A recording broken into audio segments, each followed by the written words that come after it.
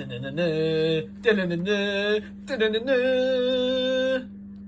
TV.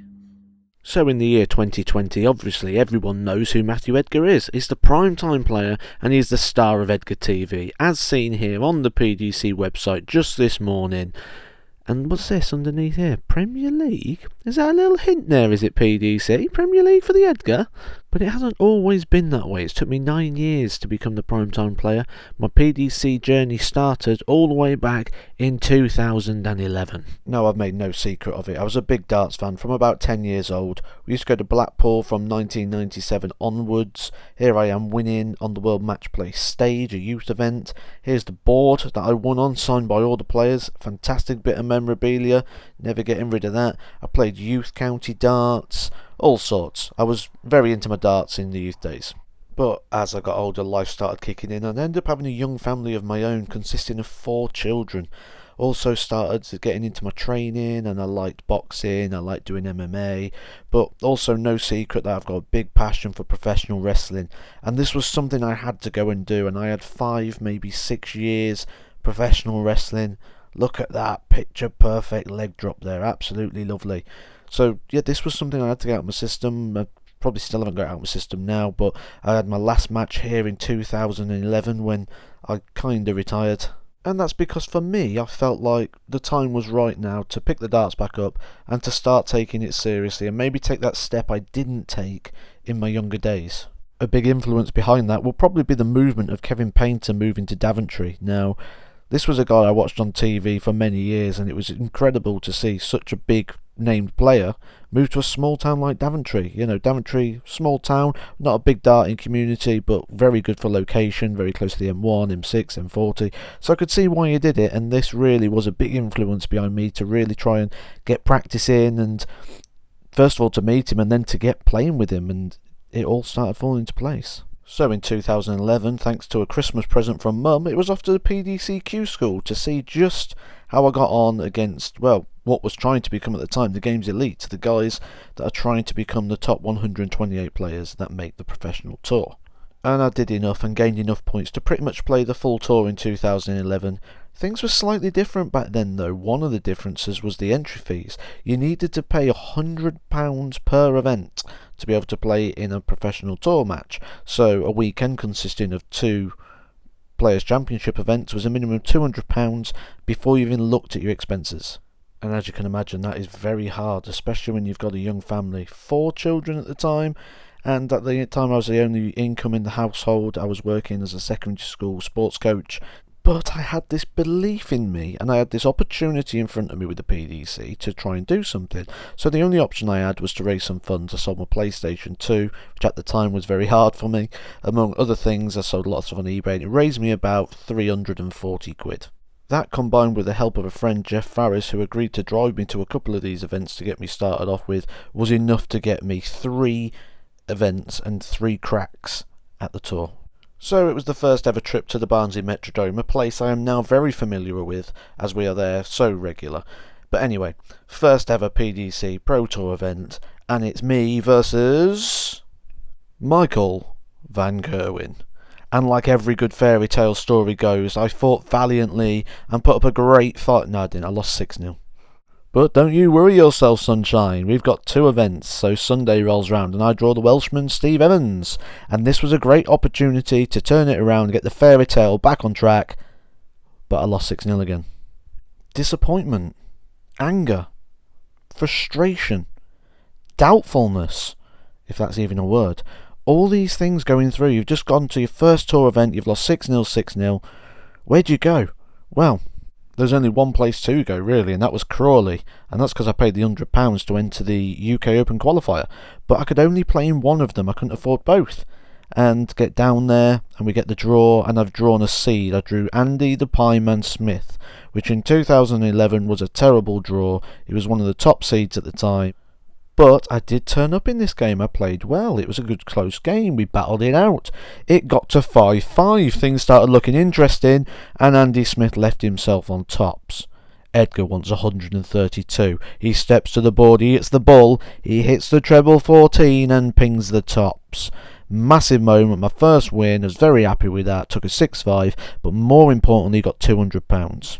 The next game was probably one of the most nervous games of my life, playing for £400, which at the time was a massive amount of money to me, as you can imagine, and I went down 6-5 to the German Michael Rosenauer. But we had money in the bank, £200 to be precise.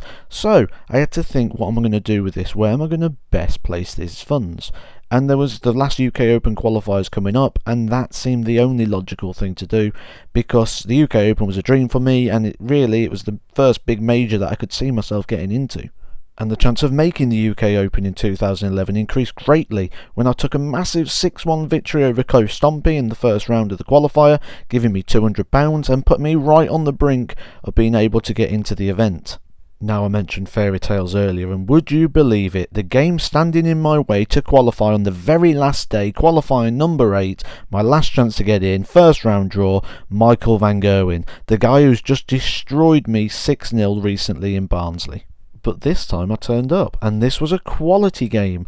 Both of us played really well. I can't relay much of it because it's a complete blur to me, which tells you just how much I was in the zone and focused on this game. It got to 5-5. This is the only moment I remember. He wanted 112 and he missed double 16, one dart in hand for the 112 finish. And somehow I wanted 14. I don't know how I left it, but I did. And with the second dart I pinged the double 7, booking my place in the UK Open, guaranteeing myself £400 and a match with Mark Webster, who at the time was in the Premier League, and I ended up losing that 6-5 after taking a 5-2 lead. But I didn't care, I was in the UK Open and I had some funds in the bank to keep this dream going. So it was off to the Reebok Stadium for the UK Open, an event I actually avoided going to as a fan because I wanted to go there the first time as a player, and I did believe that I had the ability to go there as a player.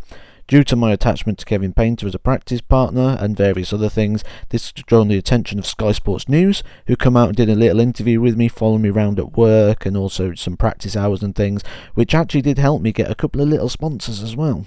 But what I didn't know at the time was this is the event that was going to kickstart everything for me. All started really well, 4-2 victory over Nigel Hayden on the Thursday night. It used to be a 4-day event there. Then I followed that up with a victory over Andy Pearce, which put me in the draw for the Friday night. Friday night rolls round and I take a victory as well here, you'll see, against Martin Turner. Going on after Dennis Priestley was an absolute dream. Massive Dennis Priestley fan growing up.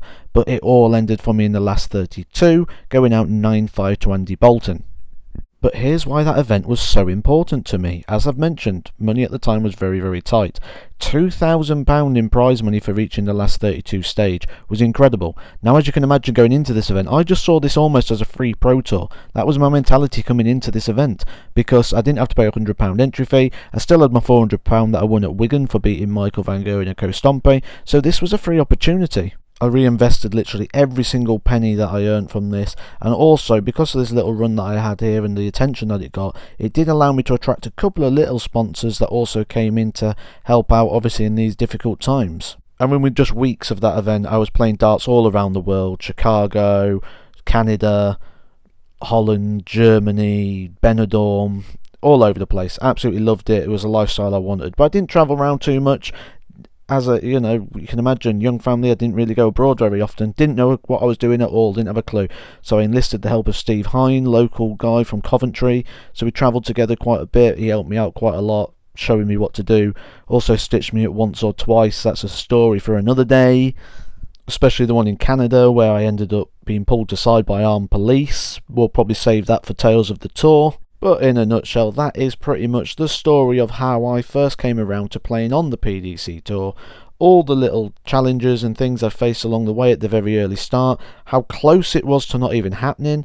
If I didn't take out that 132 finish against Andy Smith, none of this would have happened.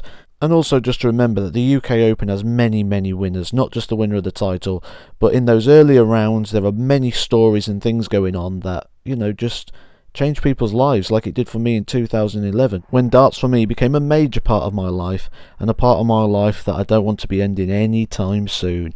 I'm muck loving it. Edgar TV. Guys, if you've got a dream, if you've got a goal, just take those barriers and smash them down. Do whatever you can to give yourself the opportunity to go and get your dreams. That's what I did back in 2011, and I'm so grateful that it panned out the way it did, really. Hard times don't last forever, guys. But one thing that does last, and probably not forever, is a subscription to Edgar TV. All you got to do is bang that subscribe button to follow all your latest Edgar TV, or catch me on Twitter at the Edgar501.